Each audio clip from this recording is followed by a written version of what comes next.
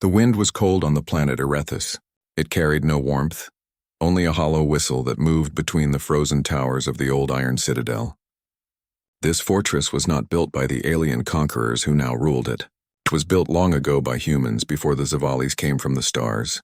The iron citadel stood like a black monument against a gray sky. Its walls were taller than any tree that had ever grown on this world. Its gates were locked with layers of steel, and at the very top of its tallest tower lived a girl. Her name was Ilara. Ilara had never walked outside. She had never touched snow. She had never seen the night sky with her own eyes. From the day she was born, she had lived in that tower. The Zavalis, tall, silver-skinned aliens with cold blue eyes, had locked her away. They did not keep her there because she was dangerous with weapons. They kept her because she had something they feared more than weapons. She had a voice. When she was little, Ilara did not understand why the walls shook when she sang. She did not understand why the machines around her trembled, as if they could hear her heart. She only liked to sing because it made her feel less alone. But the Zavalis understood. They knew her song carried energy. It could travel farther than any radio. It could bend their own machines. So they locked her in a soundproof tower. At least they thought it was soundproof. Every night when the moon rose high over Erethus, Ilara would climb to the small window in her room. There was no glass, only a thick metal grid that kept her inside. She would place her hands on the cold iron bars, look at the stars, and sing softly. She didn't know why she sang. She didn't even know if anyone could hear her. But it made her feel alive. On that night, her voice was stronger than before. She didn't plan it. It just happened.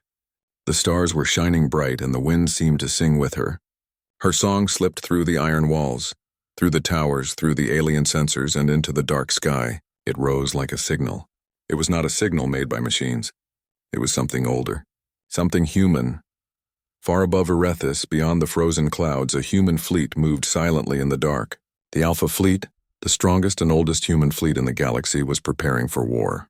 Its leader was a man known only as the Alpha King. He was not a king of a land. He was a commander. The title Alpha King was given to only one person at a time, the bravest leader among all human fleets. The Alpha King stood on the bridge of his flagship. His uniform was dark, clean, and carried no extra decoration. He did not like to be called a hero. He only believed in one thing: humans never leave their own behind.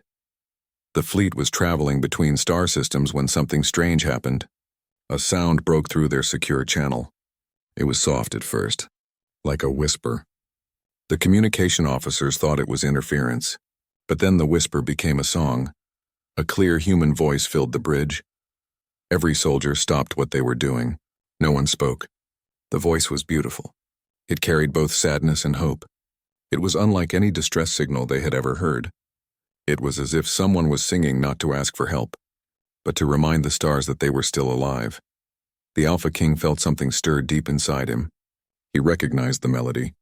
It was an old human lullaby, a song from the first colonies, almost forgotten now. His mother used to hum it to him when he was a child, before the wars, before the stars became a battlefield. But this was not a recording. This was real. "Where is that coming from?" he asked. The communications officer's hands moved quickly. "It's not from any registered human station, sir. The source is Erethus." The Alpha King's heart tightened. Erethus was a forbidden name. The Zavalis had conquered it years ago. No human signal had ever come from that world since. "Are you sure?" he asked again. "Yes, sir. It's real, and—" The officer hesitated. "The signal contains coordinates. Coordinates hidden inside a song. That was impossible for normal machines, but not impossible for a human voice like hers." The Alpha King walked to the star map.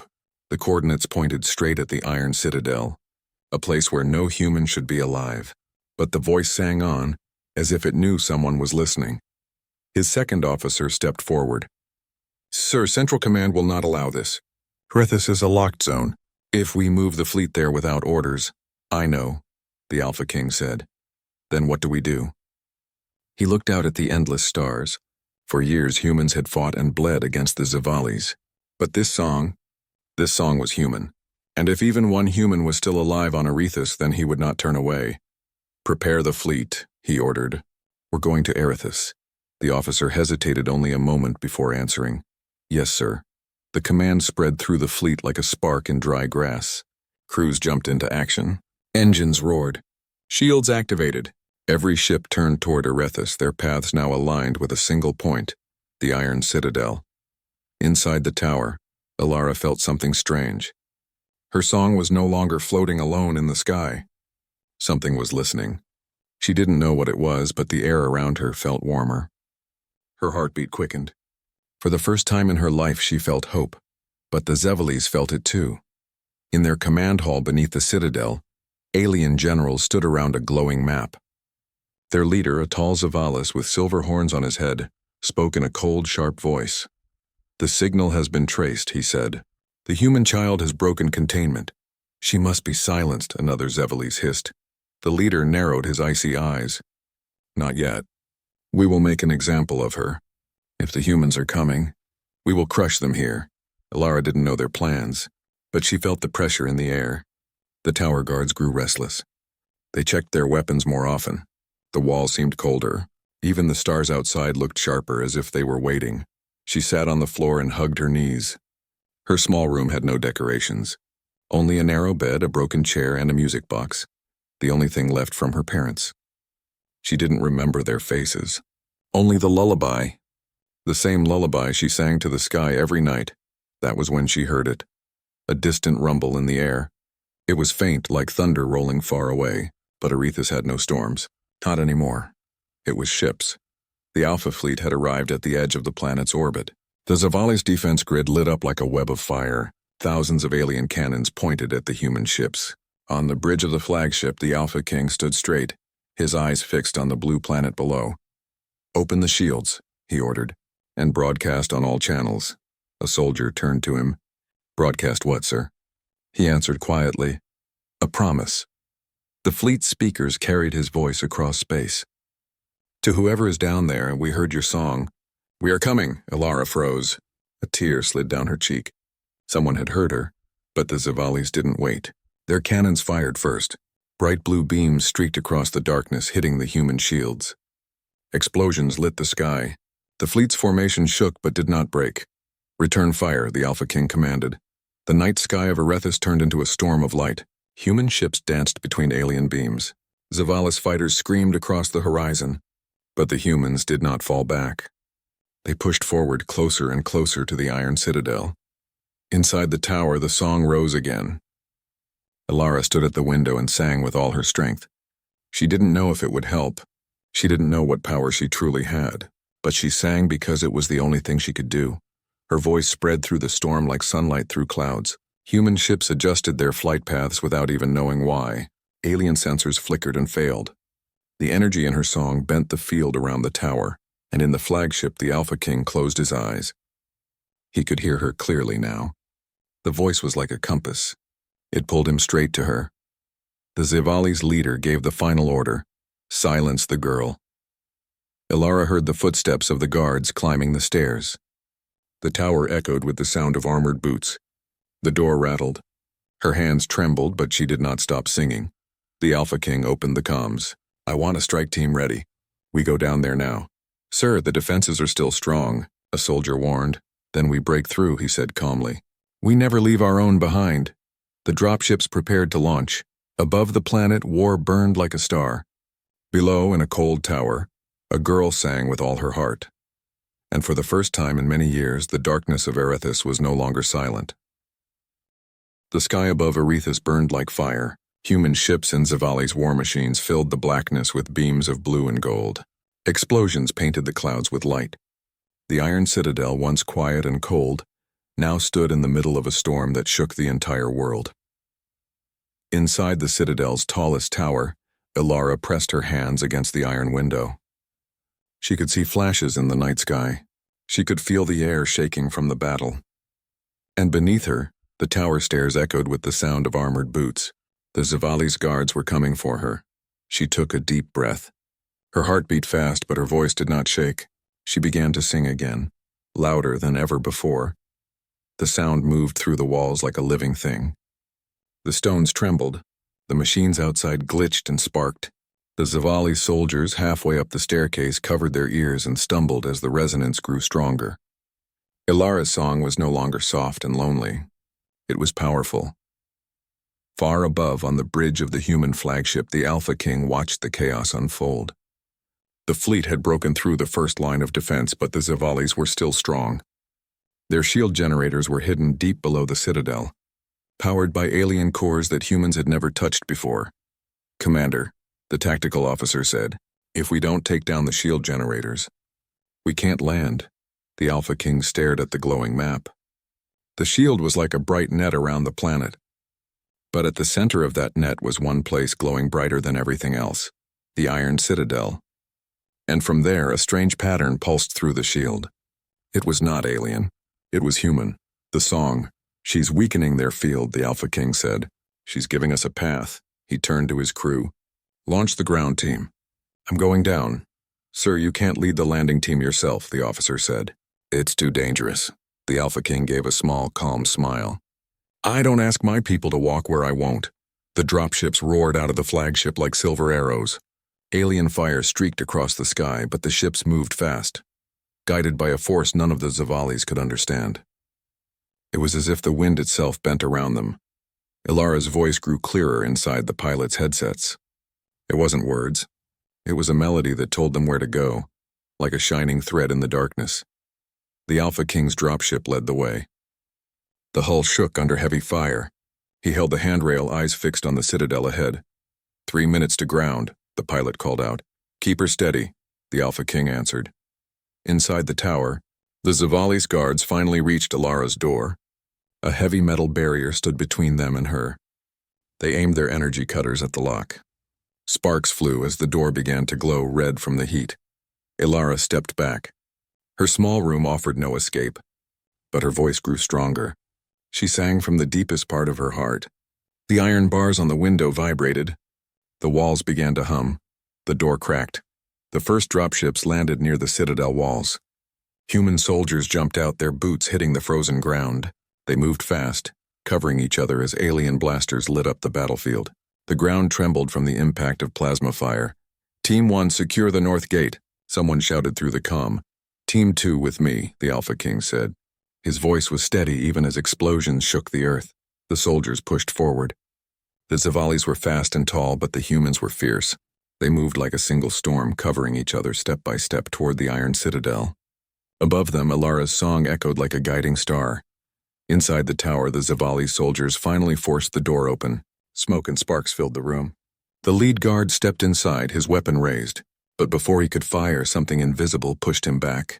It was not wind. It was sound. Ilara's song hit like a wave. The machines on the guards' armor glitched. Their weapons sparked. They stumbled, confused and unsteady. Ilara didn't understand how she was doing it. She only knew that she had no other choice. The Alpha King reached the citadel wall. The gate was covered by layers of alien metal. No human bomb had ever broken through it before. But tonight something was different. The song inside the fortress vibrated through the ground. "Place the charges," he ordered. The soldiers planted shaped explosives along the main gate. A timer blinked down from 10 seconds. Ilara's voice rose like a storm. The gate cracked from the inside even before the bombs went off. The explosion followed a heartbeat later. Fire and light tore the gate apart. The humans rushed in, weapons raised, pushing through smoke and fire. The Alpha King led them straight toward the tower. Ilara backed up until she reached the wall. The guards recovered from the shock and stepped forward again. Their leader raised his weapon at her. She closed her eyes. The song changed. It was no longer soft or sad. It became sharp and bright. The air shimmered. A shockwave burst from her like a ring of light. The guards were thrown backward, crashing into the walls. Her breath shook, but she stood tall. For the first time in her life, she was not silent. For the first time, she was fighting back. The Alpha King and his team stormed the lower levels of the tower. Alien resistance was fierce. Blue energy beams burned into the walls. But the humans moved like they were born for this moment. Each floor they climbed, the song grew louder. "It's her," one soldier said, out of breath. "She's upstairs." The Alpha King didn't slow down. He knew that voice better than anyone now. It had pulled him across stars. It had given his people courage. It had given him a reason to fight harder. On the top floor, Ilara looked at the broken door. More soldiers would come soon. She didn't know how long she could hold them off. She walked to the window again and looked at the sky. Among the burning lights, she saw something. a dropship moving fast toward the tower. Her heart jumped. Someone was coming. The alien leader appeared at the door. His silver horns glinted in the light. His eyes were cold. He raised his hand and the machines in the room twisted and sparked. "You are dangerous," he said in his harsh voice. "Your kind should not sing." But Alara didn't answer. She sang, the floor shook. The walls cracked. The alien took a step back, shocked at the power she carried. And then the Alpha King arrived. He burst into the room with 2 soldiers behind him. The alien leader turned and fired, but the Alpha King dove behind the broken door. His team returned fire. Blue and gold light filled the room. Alara's song guided their shots. The alien leader was strong, but his machines faltered under the vibration. The Alpha King moved closer, fast and fearless. A final shot cracked through the air. The alien leader fell. The room grew quiet except for the sound of Alara's breathing. The Alpha King lowered his weapon and slowly stepped forward. He removed his helmet. His face was marked with years of war, but his eyes were kind. "Alara," he said softly, "we heard your song." She didn't know how to answer. She had dreamed of this moment for so long that it didn't feel real. Her hands shook. Her throat was dry, but when she spoke, her voice was small and warm. "You came." He nodded. "Of course we did. Humans don't leave their own behind." The Zavali's army outside was starting to break. Without their leader and without control of their shield generators, they had lost their strength. Human ships pushed through the last line of defense. The Iron Citadel, once the symbol of fear, was surrounded by soldiers carrying the banner of Earth. Alara and the Alpha King walked down from the tower together. As they stepped outside, the night air touched her skin for the first time in her life. She looked up at the stars with wide eyes. The cold wind carried the smell of freedom. Human soldiers cheered when they saw them. They had all heard the song. They all knew it was her voice that gave them this chance. One soldier whispered, "She saved us." Another said, "No, she saved all of us." Later, in the ruins of the old citadel, the Alpha King stood beside Alara as engineers worked to dismantle the last of the alien machines. The world of Arethus, once silent, now carried human voices again. Fires burned in the night, not fires of war, but fires of camp, where soldiers rested and laughed under the stars. Alara sat quietly on the wall, hugging her knees. She still could not believe she was outside. The ground felt strange under her bare feet, but she smiled. For the first time, she was not alone. The Alpha King joined her. "You sang to the stars," he said, and they answered. "I didn't think anyone would hear," she whispered. He looked at the sky. A human voice is never truly lost. They sat in silence for a moment. The wind was cold, but it felt alive. In the distance, a group of soldiers began to hum the lullaby. The melody floated through the camp like a gentle wave. Alara closed her eyes and listened. She was not locked away anymore. She was part of the world again. Weeks later, Arethus became a human world once more. The citadel was rebuilt not as a prison but as a stronghold of freedom. Ships came from across the stars, bringing people who had never thought they would see this place again. Alara's song had become a symbol, a reminder that even in the darkest places, a single voice could bring hope. Children learned the melody in the camps. Soldiers sang it on the long road home. It became the song of Arethus, the song of humanity. And at the center of it all was the girl who had once been alone in a tower. Alara stood at the top of the rebuilt citadel one night, looking at the stars. The Alpha King stood beside her, his hands behind his back, watching the fleet move across the sky. She turned to him with a soft smile. "Do you think there are others out there? People still locked away?"